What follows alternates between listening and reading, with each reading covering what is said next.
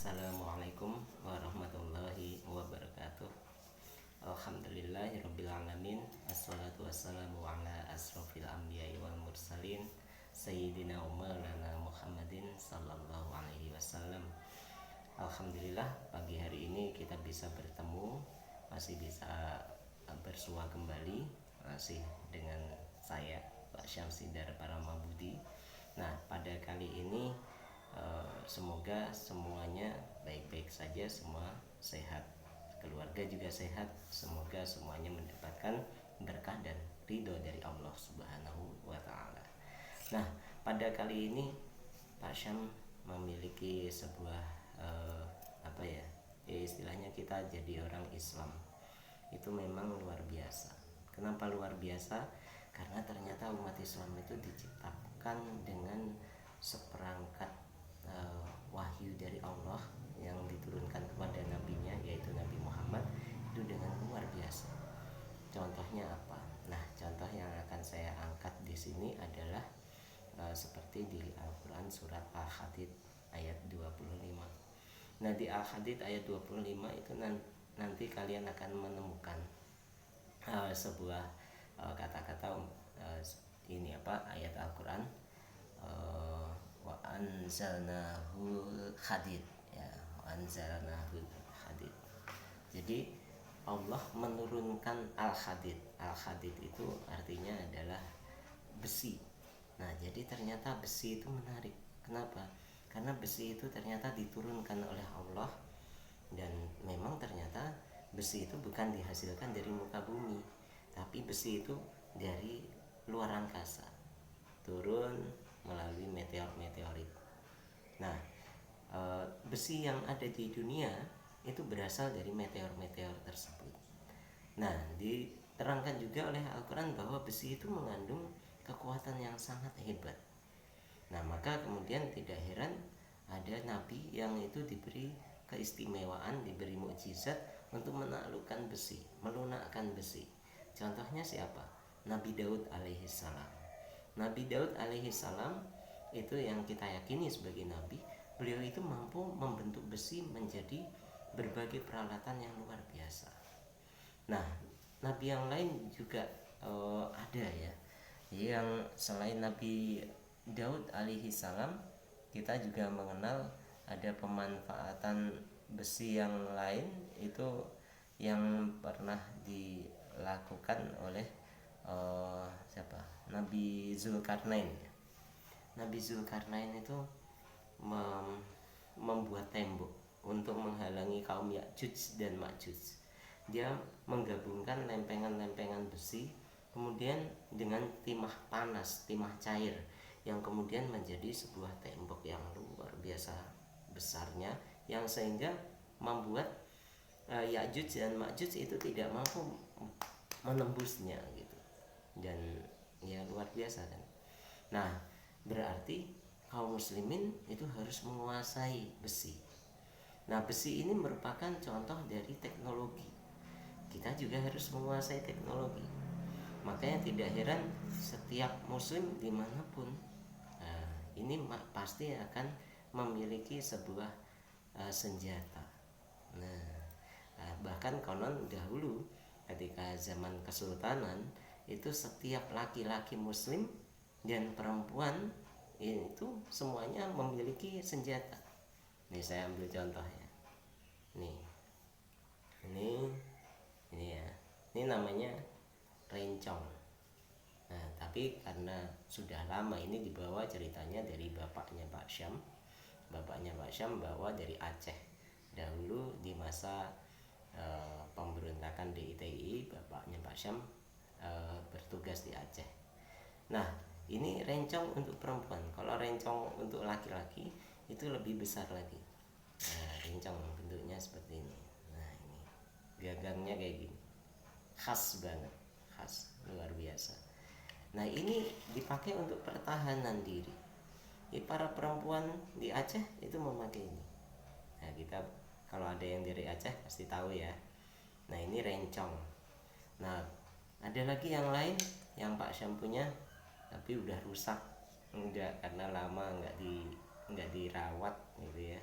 Nih, celurit. Nah, pemakaiannya kayak gitu. Jadi biasanya gitu. Ini celurit.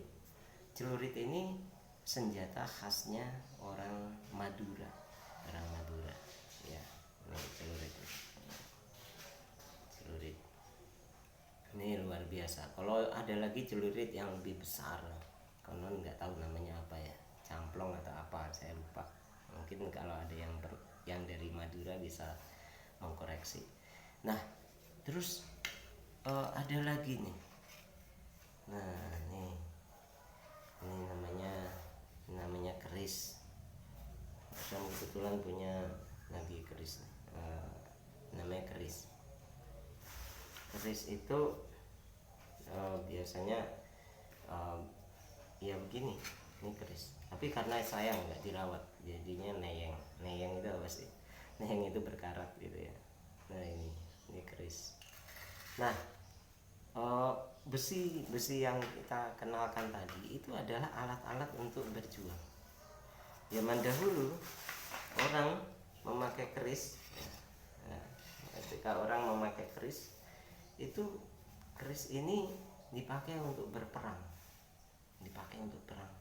perang melawan siapa? Melawan kolonial Belanda, perang juga melawan kolonial Inggris sempat ya dulu.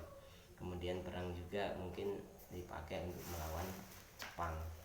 Nah begitupun juga rencong dipakai untuk apa? Untuk perang melawan Belanda. Celurit pun juga begitu gitu. Jadi celurit ini dipakai untuk perang juga. Nah, maka kita meneladani apa yang dimaksud di sini. Setiap muslim harus memiliki kemampuan untuk memanfaatkan teknologinya sebaik-baiknya untuk melindungi diri kita. Nah, kemudian juga orang zaman dulu itu memiliki kemahiran dalam melakukan pembelaan diri. Makanya di tiap daerah, di setiap daerah muslim apalagi, itu pasti punya jenis-jenis bela diri. Contohnya seperti di Indonesia. Kalau di Jawa namanya silat. Nah, mungkin kalau di Sumatera namanya pencak gitu ya. Pencak silat jadinya. Nah, kemudian mungkin kalau di tempat lain namanya lain lagi, saya nggak tahu. Ada lagi daerah mungkin gulat, ada lagi tinju. Kalau daerah timur maksudnya Jepang kayak gitu, ada taekwondo, ada jiu-jitsu, ada karate, dan yang lain-lain.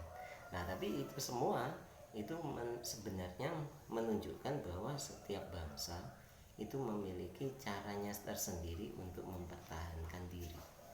Nah kita ini bulan Agustus ya, ini bulan merdeka katanya, merdeka.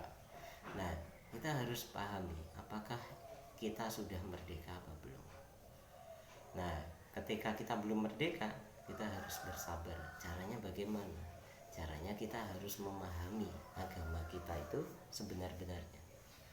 Kaum muslimin di masa lalu itu sukses karena mereka benar-benar memegang Islam sebagai agamanya. Mereka benar-benar menerapkan toleransi seperti yang diajarkan oleh Islam. Mereka benar-benar menjalankan hubungan antar manusia seperti yang diajarkan oleh Islam. Mereka benar-benar taat kepada Allah sesuai dengan perintah Islam.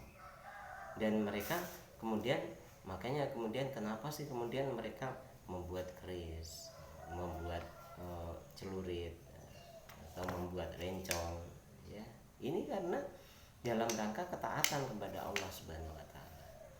Maka kemudian dahulu keris seperti ini benar-benar dihormati. Tiap anak laki-laki harus punya keris. Enggak boleh enggak. Ini aturan di kesultanan. Setiap warga, setiap penduduk muslim laki-laki harus punya keris. Untuk apa? Untuk berjuang melawan penjajah, untuk berjuang melawan musuh. Tapi juga keris ini mereka yang menarik adalah mereka pakai di sekitar Ayo. Nah, terlepas dari senjata apapun yang dimiliki oleh bangsa kita atau suku kita, maka itu semua adalah sebenarnya adalah simbol bahwa kita itu harus memiliki senjata. Nah, senjata yang paling kuat menurut Pak Syams dan memang senjata yang paling bagus itu adalah keimanan. Bagaimana iman kita itu bisa menjadi benteng bagi kita dalam menghadapi hal-hal yang buruk. Maka ketika kita berjalan di mana kemudian kita menemukan hal yang buruk, jangan sampai kemudian kita ikut-ikutan. Kemudian kalau seumpama kita menemukan ada kemaksiatan, jangan kita ikut-ikutan. Kalau bisa kita ingatkan, kalau nggak bisa ya sudah, kita menyingkir dari tempat itu. Nah, itu merupakan senjata yang luar biasa, karena tidak berguna ibadah-ibadah kita lakukan, tapi ternyata semua maksiat-maksiat juga tetap kita lakukan.